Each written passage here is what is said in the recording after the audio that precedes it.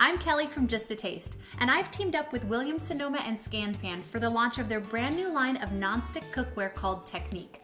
Today we're going to be using the Giant Braiser to make one old giant pot of one-pot pasta with Italian sausage.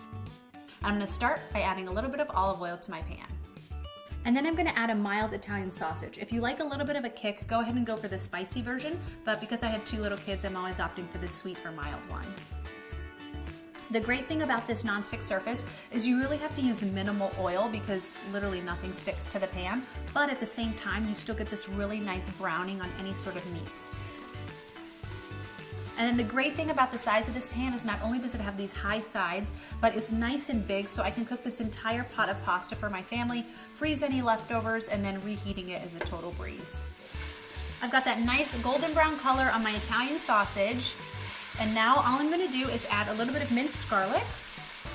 All right, now we've got our sausage, our garlic, in goes our tomato sauce. You could use homemade or store-bought tomato sauce. And then a little bit of water. And this is the water that's taking place of what you traditionally would boil the pasta in.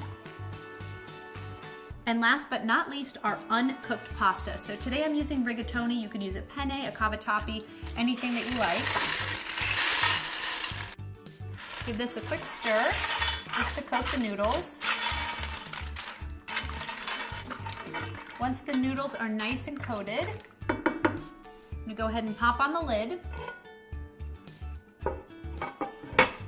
And then this is gonna cook for about 12 minutes or just until the noodles are al dente. The pasta is perfectly al dente, my sauce has thickened up. Now it's time to plate the pasta. I'm gonna add 2 types of cheese, so my little boys absolutely love mini mozzarella balls, which I've just cut in half. I'm gonna plop a few of those on top, and then some freshly grated Parmesan cheese and some fresh basil for a little bit of color. And now it's time to dig in. For the full recipe, check out justataste.com.